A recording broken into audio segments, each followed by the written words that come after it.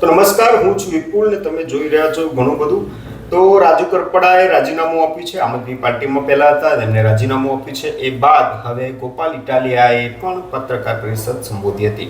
તેમણે પત્રકાર પરિષદ સંબોધતા તેમણે રાજુ કરપડા ઉપર લાગેલો જૂનો કેસ એની વાત કરી હતી. ગોપાલ ઇટાલિયાએ આ આંતરિક રીતે રાજુ કરપડા સરકારથી ડર્યા છે, જેલમાં જવાથી ડર્યા છે એવી વાત ગોપાલ ઇટાલિયાએ કરી હતી. ગોપાલ ઇટાલિયાએ પત્રકાર પરિષદમાં એવું જણાવ્યું હતું કે એમના પર જૂનો કેસ લાગેલો છે, એમના પરિવાર ઉપર કેસ લાગેલો છે. કેસની વિગતો પણ ગોપાલ ઇટાલિયાએ આપી હતી કે તેમના ઉપર મારામારીનો, હત્યાનો પ્રયાસ કરવાની સરના જે કલમો લાગી હતી.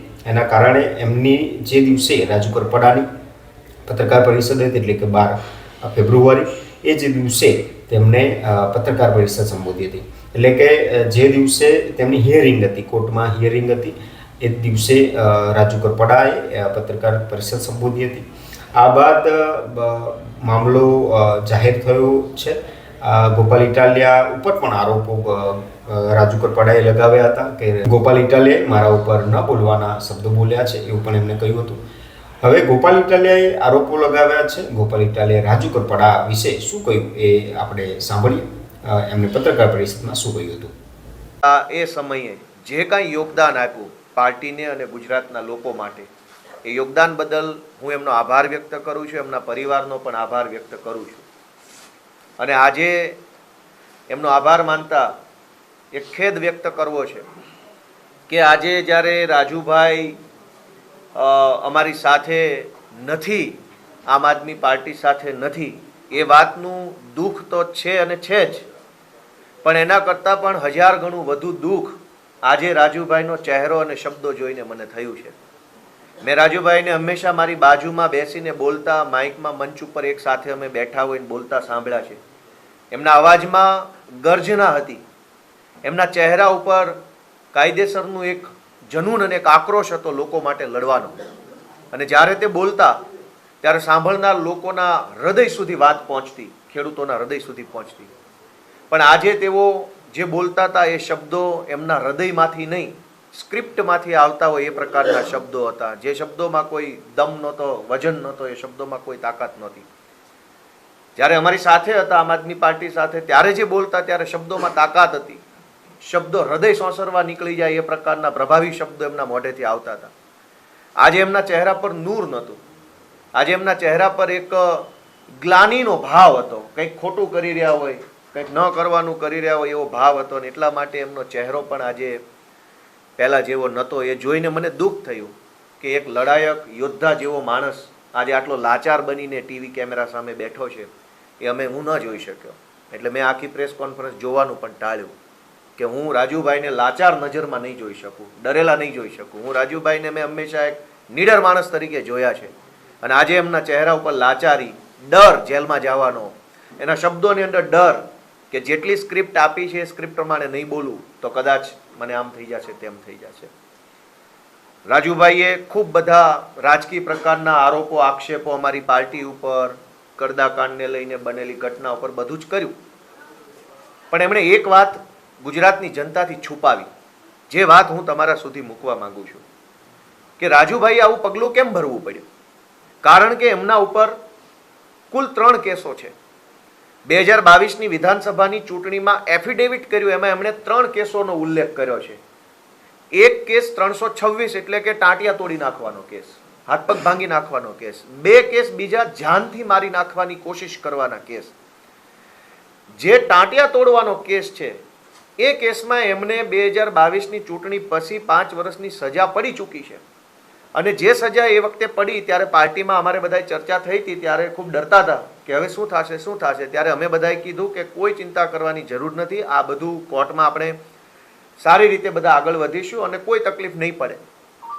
અને બાકીના જે 2 અલગ અલગ કેસ, 307ના 2 કેસ, એ બંને કેસોમાં રાજુભાઈની આજે કોર્ટની અંદર, સુરેન્દ્રનગરની કોર્ટમાં મુદત છે. આ હું પુરાવો સાથે લઈને આવ્યો છું કે રાજુભાઈ ઉપર જાનથી મારી નાખવાની કોશિશ કરવાના 2 કેસો છે.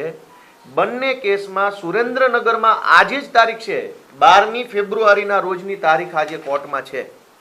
અને કોર્ટમાં શું થવાનું હતું આજે અહીંયા લખ્યું છે ફાઇનલ આર્ગ્યુમેન્ટ, આખરી નિર્ણય આજે સુરેન્દ્રનગરની સેશન્સ કોર્ટમાં 12મી ફેબ્રુઆરીએ રાજુભાઈ કરપડા, જો અહીંયા આરોપીના નામ લખ્યા છે ભૂપતભાઈ જીલુભાઈ, ઓરુભાઈ જીલુભાઈ, રાજુભાઈ મેરામભાઈ કરપડા, બાવકુભાઈ અને રામકુભાઈ, આ 5 આરોપી ઉપર જે કેસ છે એ કેસનું સુરેન્દ્રનગરની અદાલતમાં આજે આખરી નિર્ણય થવાનો હતો.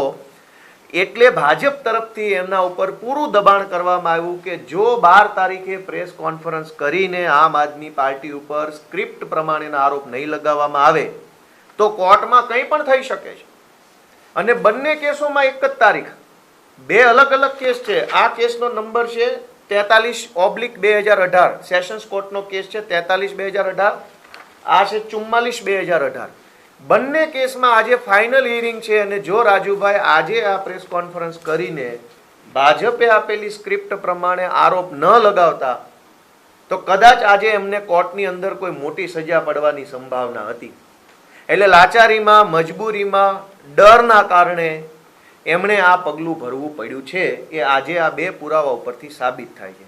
આમ તો રાજુભાઈએ પ્રેસ કોન્ફરન્સથી જનતાને કહેવાની જરૂર હતી કે આજે મારી કોર્ટમાં તારીખ છે, ફાઇનલ જજમેન્ટ આવવાનું છે, છતાંય હું કોર્ટમાં નથી ગયો અને રાજકોટ બેઠો છું. શું કામ? કે ગાંધીનગરથી મારા ઉપર પ્રેશર છે. પણ કંઈ વાંધો નહીં, રાજુભાઈ એક સમયના અમારા સાથી છે, એમણે સારું કામ કર્યું છે. હું આજે એમની કોઈ ટીકા ટિપ્પણી કે મેણાટોણા કે એમના વિરુદ્ધમાં બયાનબાજી કરવા નથી આવ્યો. હું સત્ય લોકોની સમક્ષ મૂકવા આવ્યો છું કે આ લડાઈ હતી કોના માટે? રાજુભાઈ માટે, ગોપાલભાઈ માટે, આમ આદમી પાર્ટી માટે? નહીં. આ લડાઈ ગુજરાતના કરોડો ગરીબ ખેડૂતો માટે હતી, જેમના પગમાં પહેરવાના ચપ્પલો નથી. અનેક ખેડૂતો અને ખેતમજૂરો એવા છે જેના છોકરાઓને પહેરાવવા માટે પૂરતા કપડાં નથી. અનેક ખેડૂતો દેવામાં ડૂબેલા છે, અનેક ખેડૂતો વ્યાજના ચક્કરમાં ફસાયેલા છે. એમના માટેની લડાઈ અમે બધા ભેગા મળીને લડી રહ્યા હતા. પણ આજે મને દુઃખ થાય છે એ વાતનું, રાજુભાઈ પ્રત્યે મને કોઈ નારાજગી નથી, પણ દુઃખ એ વાતનું છે કે રાજુભાઈએ ભાજપનો હાથો બનીને ગુજરાતના ખેડૂતોના નિશાસા લેવાનું કામ કર્યું છે. આમ આદમી પાર્ટી તો રાજકીય પાર્ટી છે, આ ચાલતી રહેશે, આરોપ પ્રતિ આરોપ આ બધું ચાલતું રહેવાનું છે, પણ ખેડૂતોના નિશાસા ન લેવા જોઈએ. આ પાપ છે. ગુજરાતના ખેડૂતોની એક આશા બંધાઈ, ઉમ્મીદ બંધાઈ, ભરોસો આવ્યો કે આમ આદમી પાર્ટીના નેતૃત્વમાં કંઈક થશે, ઈશુદાનભાઈ જેવા નેતાઓ, ચૈતરભાઈ જેવા નેતાઓના નેતૃત્વમાં આ કંઈક થશે, એવી જ્યાં ઉમ્મીદ બંધાય ત્યાં રાજુભાઈએ જે આ પાપ કર્યું છે એ બરાબર બિલકુલ વાત નથી. એમણે આરોપ મૂક્યો કે ભાઈ અમને પાર્ટી તરફથી લીગલ સપોર્ટ નથી મળ્યો. એમના પોતાના ઉપર 3 કેસો ઓલરેડી છે. પોલીસ સ્ટેશન અને કોર્ટમાં કેવી રીતે કાયદો, કચેરી, મુદત, જામીન, રિમાન્ડ કેમ ચાલે એ બધું એ પોતે જાણે જ છે. નવાઈ નથી કઈ એમાં. એને 3 એફઆઈઆરો છે, એમાં 307ની છે, 326ની છે, આવી ગંભીર એફઆઈઆરો છે. એટલે એને બધી જ પ્રોસેસ ખબર છે કે કોર્ટમાં કેવી રીતે થાય છે. અમારે કંઈ એમાં કંઈ કહેવાની જરૂર નથી. પણ છતાંય રાજુભાઈના કેસમાં, આ કડદાના કેસમાં અમારા હાઈકોર્ટ ટીમમાંથી ઓમભાઈ કોટવાલ, મેહુલભાઈ શ્રીમાળી, પ્રણવભાઈ ઠક્કર એડવોકેટ આ જોડાયા હતા. સ્થાનિક ટીમમાંથી એડવોકેટ વિરડા સાહેબ, એડવોકેટ પારસ બાવળિયા જોડાયા હતા. સુપ્રીમ કોર્ટના સિનિયર કાઉન્સિલ એડવોકેટ રજત ભારદ્વાજ, એડવોકેટ વિક્રમ ચૌધરી, એડવોકેટ વિજય દલાલ, આ સુપ્રીમ કોર્ટના જજ વકીલો છે, એ પણ આ કેસમાં રૂબરૂ પણ હાજર રહ્યા હતા અને વિડીયો કોન્ફરન્સથી પણ અલગ અલગ મુદ્દતે હાજર રહ્યા હતા. રાજુભાઈના કહેવા પ્રમાણે એમણે પાર્ટીને સૂચન કર્યું કે મારા કેસમાં એડવોકેટ હૃદય બુચની નિમણૂક કરવામાં આવે, તો પાર્ટીએ રાજુભાઈ વતી પ્રોફેશનલી એડવોકેટ હૃદય બુચને હાયર કર્યા હતા અને હૃદય બુચ સાહેબ પણ રાજુભાઈ વતી કેસ લડવામાં હાજર હતા. આ સિવાય એડવોકેટ સાવન પટેલ, અનેક એડવોકેટો આની અંદર એંગેજ હતા. પણ લીગલ મેટરની એક મર્યાદા છે કે પોલીસ એફિડેવિટ આપશે કોર્ટમાં તો જ સુનાવણી થશે. દુનિયાનો સારામાં સારો વકીલ આવી અને કોર્ટમાં ઊભા રહી જાય, પણ પોલીસ આવી એફિડેવિટ જ રજૂ ન કરે તો સુનાવણી નથી થતી. એ વાત રાજુભાઈ પણ જાણે છે. એને ખબર હતી કે પોલીસ દર મુદ્દતે એફિડેવિટ આપવાના બદલે ગેરહાજર રહેતા હતા, એના કારણે તારીખો પડ્યા કરતી હતી. તારીખો પડવાનું કારણ પોલીસની ગેરહાજરી. જ્યારે પોલીસ આવે તો સરકારી વકીલ ન આવે, સરકારી વકીલ અને પોલીસ બંને હાજર હોય તો કદાચ માનની ન્યાયાધીશ સાહેબ રજા ઉપર હોય. આવા ઘટનાક્રમના કારણે લંબાતું ગયું. એમાં વકીલ શું કરે? પાર્ટી કેવી રીતે? બીજું તો શું કરી શકે? અમે ત્યાં જઈને હાજર રહીએ, પણ પોલીસ ન હોય, સરકારી વકીલ ન હોય અથવા જજ ન હોય તો શું કરી શકાય? એટલે આવા બેબુનિયાદ આરોપ રાજુભાઈએ લગાવ્યા એ એમની મજબૂરી છે. જેલમાં જવાથી બચવા માટે થઈ એમણે ખેડૂત આંદોલનની બલી ચડાવી દીધી. આવું ન કરવું જોઈએ, આ પાપ છે. ગોપાલ ઇટાલિયા પ્રત્યે નારાજગી હોય તો ગોપાલ ઇટાલિયાની ફરિયાદ દિલ્હી સુધી કરવી જોઈએ, ફેસબુક ઉપર બેફામ મારા વિશે લખી નાખવું જોઈએ, ગાળો, એ બધું બરાબર છે, પણ ખેડૂતોના નિશાસા લેવાનું કામ ગુજરાતમાં કોઈએ ન કરવું જોઈએ. ખેડૂતો ઓલરેડી દુઃખી છે. બીજી વાત કે મને વ્યક્તિગત રીતે વારંવાર એવું ટાર્ગેટ કરવામાં આવ્યો. કંઈ વાંધો નહીં, મને તો હું તો ઉદાર મનનો માણસ છું, ગામડામાંથી નીકળેલો માણસ છું, સંઘર્ષ કરીને અહીંયા પહોંચ્યા છીએ, તો આપણે એ વાતને સહન કરી શકીએ છીએ કે ગોપાલભાઈ કડદા કાંડમાં કંઈ આવ્યા નહીં. આવું વારંવાર રાજુભાઈ અને એમની સાથે જોડાયેલા કાર્યકર્તા મિત્રો કહી રહ્યા છે. હું અને રાજુભાઈ બોટાદની કડદાકાંડની હળદરની ઘટના બની 12મી ઓક્ટોબરે આ ઘટના બની. 11મી ઓક્ટોબરે હું અને રાજુભાઈ સુરેન્દ્રનગરના રતનપર ગામમાં એક જાહેર સભામાં બંને સાથે હતા. 11 તારીખે રાત્રે 8 થી લઈ રાતના 2 વાગ્યા સુધી હું અને રાજુભાઈ બંને એમના ઘરે બેઠા હતા, સોફા ઉપર. એમના ઘરે સીસીટીવી કેમેરા પણ છે, કેમેરાના સીસીટીવીમાં હું દેખાઈશ. રાતના 2 વાગ્યા સુધી 11 તારીખે હું અને રાજુભાઈ બેઠા હતા. એને બધી જ ખબર છે કે હું કેમ નથી હળદર કાંડમાં આવવાનો, હું ક્યાં જવાનો છું, શું કરવાનું, બધું જ જાણે છે. મારે ખુલાસો નથી કરવો. રાત્રે 2 વાગ્યે 11 તારીખે રાત્રે 2 વાગ્યે રાજુભાઈ બોટાદ તરફ રવાના થયા અને હું સુરેન્દ્રનગર રાજુભાઈના ઘરેથી રાજકોટ તરફ ગયો. બંને સાથે બેઠા હતા. એ બોટાદ ગયા અને હું રાજકોટ ગયો. બોટાદમાં કડદાકાંડ થયો અને રાજકોટમાં મારી જાહેર સભા 1 મહિના પહેલા નક્કી થયેલી હતી. પાર્ટીએ ખૂબ ખર્ચો કર્યો હતો, બેનર લગાવ્યા, પોસ્ટર લગાવ્યા, હોર્ડિંગ્સ લગાવ્યા, ઘણો બધો ખર્ચો થઈ ચૂક્યો હતો. લોકોમાં પણ એક માહોલ હતો, એટલે સભા કેન્સલ કરાય એવું હતું નહીં. એટલે 12 તારીખે રાજકોટની જનસભામાં હું ગયો અને 12 તારીખે નક્કી થયા મુજબ રાજુભાઈ હળદર ગયા. અને પોતે જાણે છે કે હું હતો જ, એમના ઘરે જ બેઠો હતો, એમના ઘરે જ મેં સાંજનું જમવાનું એના ઘરે હતું મારું. છતાંય જાહેરમાં આટલું બધું જૂઠ બોલે છે માત્ર જેલની બીકે. એ વ્યાજબી વાત નથી. તમે મારા ઉપર કીચડ ઉછાળો એનાથી ક્યાં વાંધો છે, પણ તમે ગુજરાતના ખેડૂતોની આશાઓ તોડી નાખો, સપનાઓ તોડી નાખો માત્ર જેલમાં નહીં જવા માટે થઈને, એ તો ખોટું છે. હું ને રાજુભાઈ 11 તારીખે રાત્રે સાથે જેમાં એમના ઘરની ચા પીધી, એમના ઘરનું પાણી પીધું, એમના પપ્પા, એમના મમ્મી બધા ભેગા.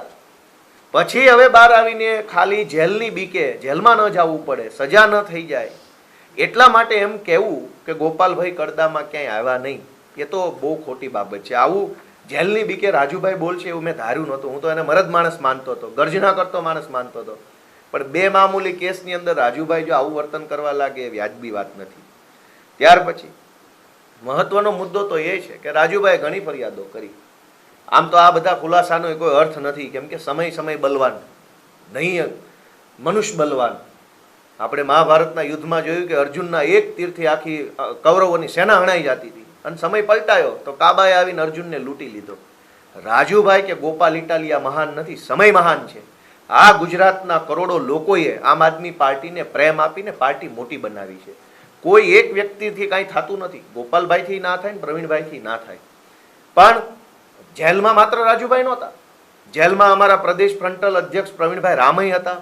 જેલની અંદર અમારા પોરબંદર લોકસભાના ઇન્ચાર્જ મહેશભાઈ કોટડિયા હતા. જેલની અંદર અમારા સૌરાષ્ટ્ર ઝોનના સંગઠનના ઇન્ચાર્જ રાજુભાઈ બોરખતરિયા હતા. જેલની અંદર અમારા પ્રદેશ ઓબીસી મોરચાના અધ્યક્ષ પિયુષભાઈ પરમાર હતા. અમારા પ્રદેશ કક્ષાના 10 નેતાઓ જેલમાં હતા.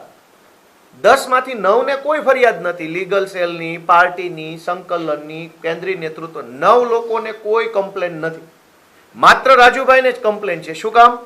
રાજુભાઈને એટલે કમ્પ્લેન છે કે રાજુભાઈ ઉપર આજે સુરેન્દ્રનગરની કોર્ટમાં ફાઇનલ આર્ગ્યુમેન્ટ થવાની છે. જો રાજુભાઈ ગોપાલ ઇટાલિયા પર આરોપ ન લગાવે તો જેલની સજા પાક્કી છે.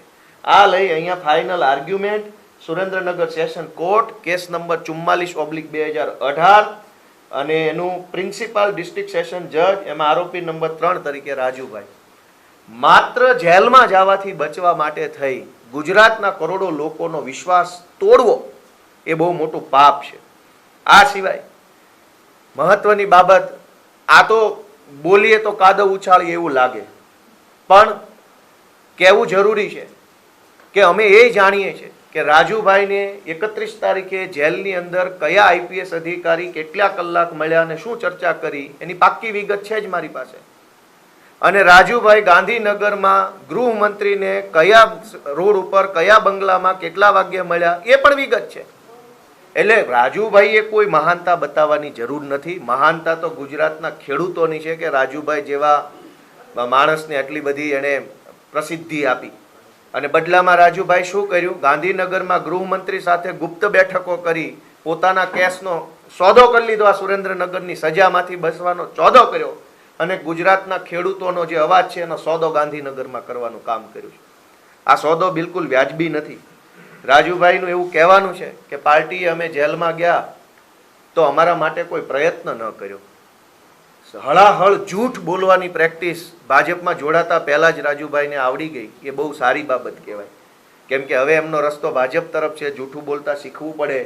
જૂઠું બોલે તો જ ત્યાં મોટા હોદ્દા મળે એ સમજી ગયા છે. કેમ કે ગુપ્ત મિટિંગ ગાંધીનગરમાં હર્ષ સંઘવી અને રાજુ કરપડાની થઈ છે અને એની હજડબમ માહિતી છે મારી પાસે. અમારે બોલવું નથી. આઈપીએસઓ મળવા આવ્યા છે જેલમાં, એ માહિતી છે ક્યાંથી ક્યાં. કેમ કે આજકાલ કંઈ છાનું રહેતું નથી. આજકાલ બધું જાહેર થઈ જાય છે. સૌથી પહેલા રાજુભાઈ કરપડાના સમર્થનમાં અને રાજુભાઈને જેલમાંથી વહેલી તકે મુક્ત કરવામાં આવે એવી માંગણી સાથે અરવિંદ કેજરીવાલ, ભગવંત માન, એક પૂર્વ મુખ્યમંત્રી, ચાલુ મુખ્યમંત્રી, બે લોકો સુરેન્દ્રનગરની અંદર સાયલાની બાજુમાં એક જગ્યા ઉપર મોટી વિશાળ જનસભા કરી. આખા ગુજરાતને ખબર છે કે રાજુભાઈના સમર્થનમાં સુરેન્દ્રનગરમાં થઈ હતી. જો એ સભા રાજુભાઈના સમર્થનમાં ન હોત તો એ સભા ભાવનગરમાં હોત, તો એ સભા મહેસાણામાં હોત, તો એ સભા કચ્છમાં હોત. રાજુભાઈના આગ્રહથી રાજુભાઈના પરિવારનો સંપર્ક અને સંકલન કરીને એમણે સૂચન આપ્યું ઈ જગ્યા પર, ઈ લોકેશન પર, ઈ તારીખે સભા આયોજન કરી.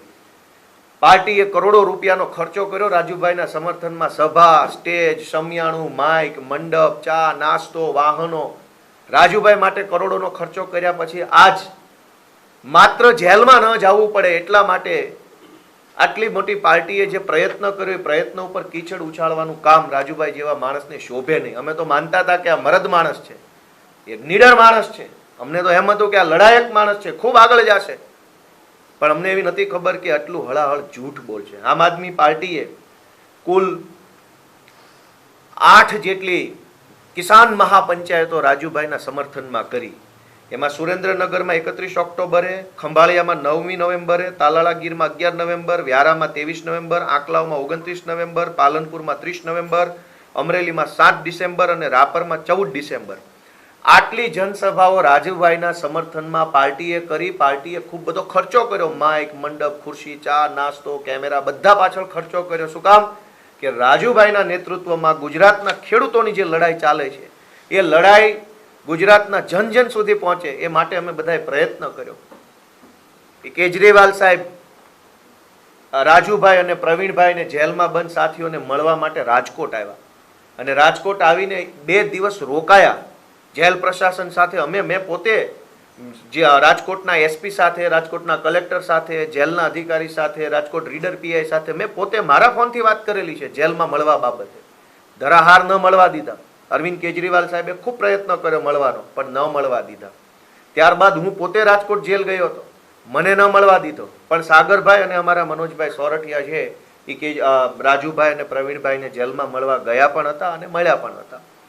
કુલ આખી ઘટનાનો સાર એટલો જ છે કે અમારા ઉપર રાજકીય કીચડ ઉછાળે એનો કોઈ વાંધો હોઈ ન શકે. કેમ કે એ તો હવે અમારી પાર્ટીમાં રિવાજ થઈ ગયો છે કે જે માણસે પાર્ટી છોડવી હોય ને ભાજપમાં જવું હોય એટલે ગોપાલ ઇટાલિયા વિશે 4 હલકા શબ્દો બોલી નાખે એટલે બધાને એમ લાગે કે નહીં ગોપાલ ખરાબ છે ને આ માણસ સારો છે.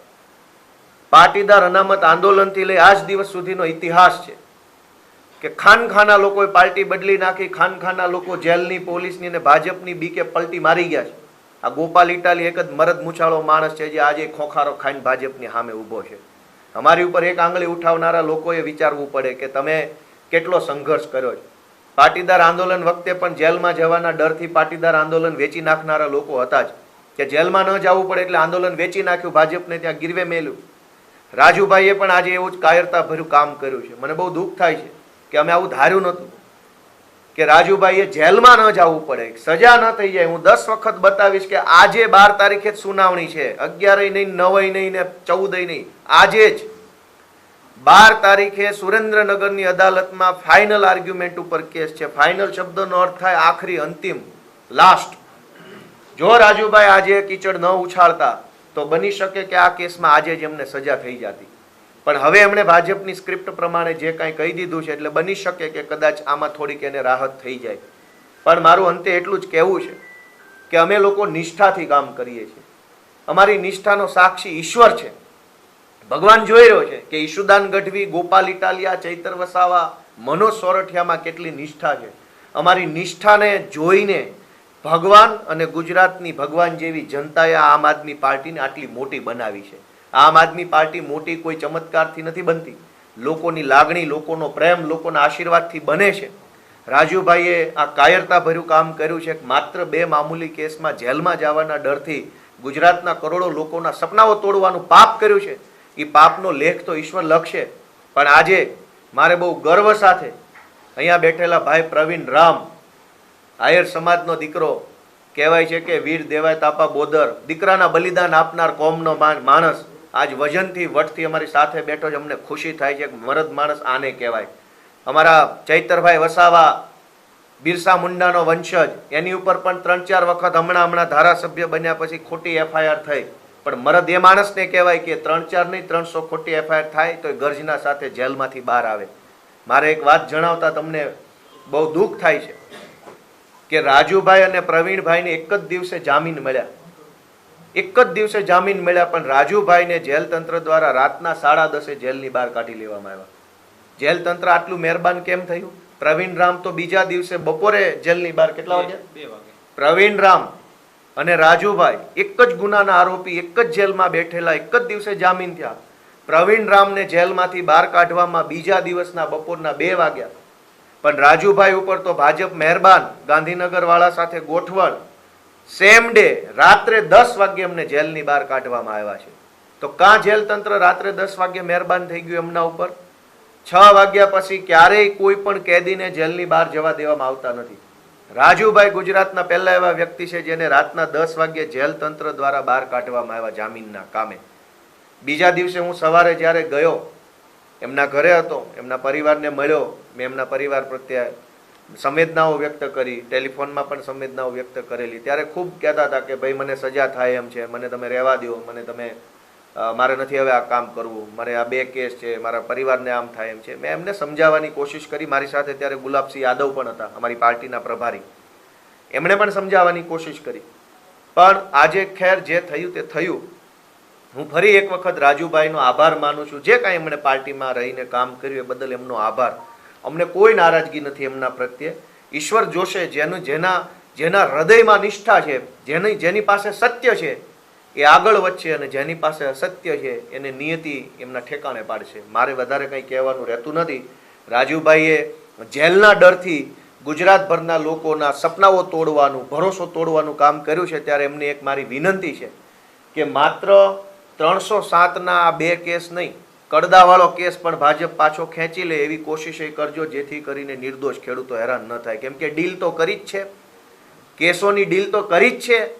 તો 2 કેસ નહીં 3 કેસની ડીલ કરી લે તો બોટાદના અમારા નિર્દોષ ખેડૂતો છે એને પણ આ ડીલનો લાભ મળે, એવો એક પ્રયત્ન રાજુભાઈ કરે એવી મારી લાગણી છે. Thank you. ગોપાલભાઈ, તમે તમારા કહેવા મુજબ તો જ્યુડિશિયરી બીજેપીથી ઇન્ફ્લુઅન્સ છે.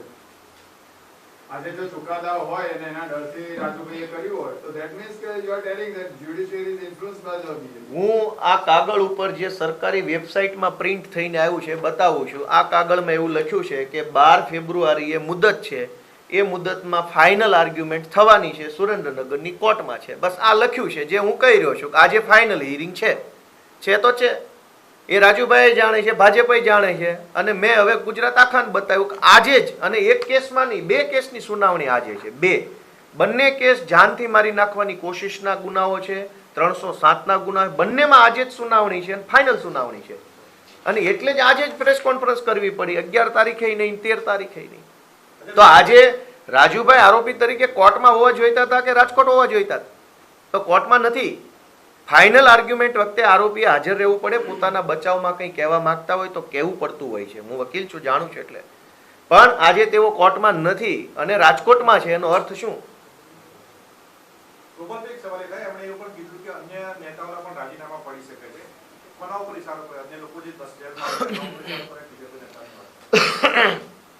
કોઈનું કઈ રાજીનામું બાજીનામું કઈ પડવાની વાત નથી. નીડર માણસો હશે એ ટકશે. આ સંઘર્ષનો લાંબો રસ્તો છે. અહીંયા સંઘર્ષ કરવા માટેની જેની અંદર, કેમ કે લાંબી લડાઈ જે છે એ હાથના બળથી નહીં, મનોબળથી લડાઈ છે. જેનું મનોબળ ખૂટી જાય એ માણસ રસ્તાઓ શોધી લે છે, જેનું મનોબળ અડગ હોય એ માણસ રસ્તો બનાવતો હોય છે. એટલે જેનું મનોબળ ખૂટ્યું એણે રસ્તો બદલ્યો. અમારું મનોબળ ટકેલું છે, અમે રસ્તો બનાવશું ને ગાંધીનગર સુધીનો રસ્તો બનાવવાના છીએ અમે. ગોપાલભાઈ, આમણે એવું કીધું કે તમારા કહેવાથી મનોજ સોરઠીએ એમના પરિવાર સાથે અભદ્ર વ્યવહાર કર્યો, એના પરિવારે અનેકવાર સંપર્ક કરવાનો પ્રયત્ન કર્યો, તમે કર્યો નહીં ને એવું કીધું કે અમારે આ જેલમાં છોડાવવા રાજુભાઈ એક કામ નથી, અમારે પાસે 500 કામ છે એવું કીધું. રાજુભાઈ માટે અરવિંદ કેજરીવાલે સભા કરી. અરવિંદ કેજરીવાલ રાજકોટમાં મળવા આવ્યા. હવે અરવિંદ કેજરીવાલ આવ્યા, મળ્યા, લાખો રૂપિયાનો ખર્ચો કરો, એ બધી વસ્તુનું કોઈ મહત્વ નથી. ગોપાલ ઇટાલિયા મુર્દાબાદનું મહત્વ છે. આમ આદમી પાર્ટીમાં ગોપાલ ઇટાલિયા મોટો કે અરવિંદ કેજરીવાલજી મોટા? લોજિક જ નથી આ વાતમાં, કોઈ તર્ક જ નથી. ભાઈ અરવિંદ કેજરીવાલ તમને છોડાવવાના પ્રયત્ન કરે છે, એ તમારા માટે સભા કરે છે, તમારા પરિવારને મળવા આવે છે, સ્ટેટમેન્ટ આપે છે, પ્રેસ કોન્ફરન્સો કરે છે, ટ્વીટ કરે છે. અરવિંદ કેજરીવાલ પોતે એટલા સક્રિયતાથી રસ લે છે અને તમે ગોપાલ ઇટાલિયાના ગાણા ગાઓ છો. એમને એવું કીધું ગોપાલભાઈ કે તમે પાર્ટી હાઈટેક કરી લીધી, તમે જ્યાં સુધી જુઓ ત્યાંથી પાર્ટી ક્યારે આગળ જ નહીં આવે. અને એમણે એવું કીધું છે કે મનોજ સોરઠિયા અને ગોપાલ ઇટાલિયા ભાજપની બી ટીમ છે, આમ આદમી પાર્ટી નથી. રાજુભાઈના આવ્યા પહેલા પાર્ટી કોનાથી આગળ વધેલી? પાર્ટી આગળ વધી તો જે આવ્યા ને એને જોડાવાની પ્રેરણા ક્યારે થઈ? કે એક લેવલે પાર્ટી પહોંચી ગઈ હતી, એવું લાગતું તો કે હવે પાર્ટી ચાલશે, આગળ વધશે, તો જ જોડાયા ને, કે સંઘર્ષમાં જોડાયા? મનોજ સોરઠિયા પાર્ટીમાં 2012થી છે, હું 2020થી છું. આ પાર્ટી સતત અને સતત આગળ વધતી રહી છે ને આગળ વધશે, કેમ કે વ્યક્તિથી પાર્ટી નથી, પાર્ટી હજારો કરોડો લોકોના સમર્થનથી બનતી હોય છે. આજે ગુજરાતના છેવાડાના માણસની લાગણી આમ આદમી પાર્ટી સાથે છે, માટે આમ આદમી પાર્ટી સફળ છે. એટલે એવો વેમ મને ન હોય, કોઈને હોવાય ન જોઈએ કે હું જ પાર્ટી છું. કોઈ વ્યક્તિ પાર્ટી નથી, પાર્ટી એટલે એક સમૂહ છે. આ તો એટલે હિન્દીમાં હા, હવે એટલું લાંબુ ક્યાં હિન્દી બોલવાનું? ચલો ઠીક છે.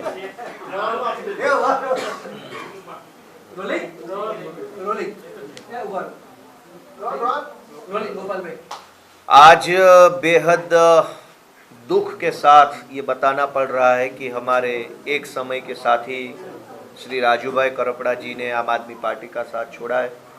सबसे पहले तो मैं इस बात का दुख व्यक्त करता हूँ. हम इस बात से बिल्कुल दुखी है कि हमारा एक अच्छा साथी अब हमारे साथ नहीं रहा. आज उन्होंने प्रेस कॉन्फ्रेंस करके काफ़ी सारे आरोप आम आदमी पार्टी पे, आम आदमी पार्टी के नेताओं पे, फंक्शनिंग पे काफ़ी सारे आरोप लगाए. તો આ તમારા સમાચાર. રાજુ કરપડા અને ગોપાલ ઇટાલિયા વચ્ચે હવે દ્વંદ્વ જામી ગયું છે. તેમને વિવિધ મીડિયા અહેવાલોમાં પણ એમના મત રજૂ કર્યા છે. આવનાર સમયમાં જોવું રહ્યું કે શું આવનાર સમયમાં રાજુ કરપડા વર્સિસ ગોપાલ ઇટાલિયાની લડાઈ થાય છે કે પછી પ્રવીણ રામ અને રાજુ કરપડા જે જેલમાં ગયા હતા એ બંને પછી પ્રમુખ નેતા બન્યા હતા. આ બાદ આવનારા સમયમાં રાજનીતિમાં શું ગરમાવો આવે છે જોવું રહ્યું. રાજુ કરપડા શું ભાજપમાં જોડાય છે? ગોપાલ ઇટાલિયા જે પ્રમાણે કહે છે તે પ્રમાણે ગોપાલ ઇટાલિયા આરોપો એ પણ લગાવ્યા છે કે તેમણે રાજુ કરપડાએ ગૃહમંત્રી હર્ષ સંઘવી સાથે બેઠક કરી હતી. તેમને જેલમાં, રાજુ કરપડાને જેલમાં આઈપીએસ ઓફિસરો પણ મળવા આવતા હતા, પોલીસ અધિકારીઓ પણ મળવા આવતા, એવું પણ આરોપો લગાવ્યા છે. પરંતુ આ આરોપ પ્રત્યારોપ ચાલતા રહેશે. પરંતુ આવનારા સમયમાં રાજુ કરપડા આમ આદમી પાર્ટી છોડીને આ બાદ કોંગ્રેસમાં જાય છે કે ભાજપમાં, એ જોવું રહ્યું. તમે શું માનો છો આ સમાચારથી એ જરૂર જણાવજો. આ સમાચાર જો તમને ગમ્યા હોય તો મારી યુટ્યુબ ચેનલને લાઈક કરો, શેર કરો, સબસ્ક્રાઈબ કરો. આભાર.